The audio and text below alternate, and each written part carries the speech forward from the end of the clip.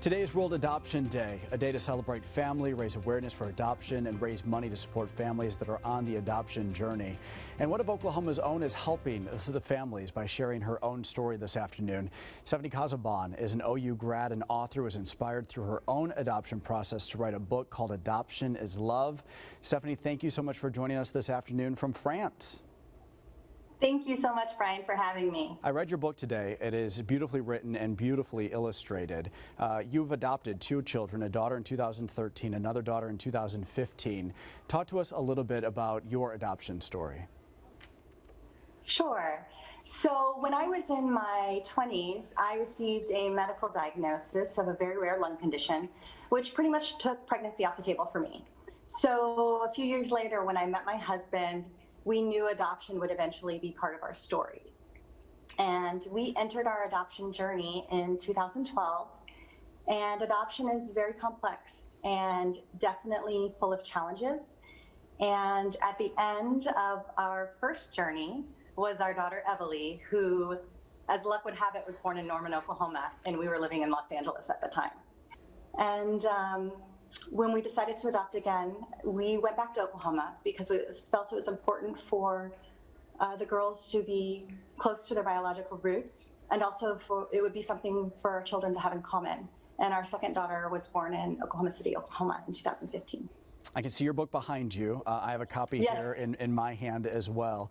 Adoption is Love is the title. And I understand that your girls inspired the illustrations. Tell me a little bit about that. Right. So my older daughter, Evalie, she's quite artistic, and I was going back and forth with the publisher on the illustrations, and there just seemed to be something missing. And one day, she was 6.5 at the time, and I said, Evalie, let me just read you the words of my book, and I want you to draw me whatever it makes you think and whatever it makes you feel. And the result, there were heart-shaped clouds and interlocking infinity hearts, and my favorite, which was a shooting heart. And the book opens with, from the moment I saw you, my heart skipped a beat. After wishing upon stars, our souls got to meet. And she had drawn a shooting heart.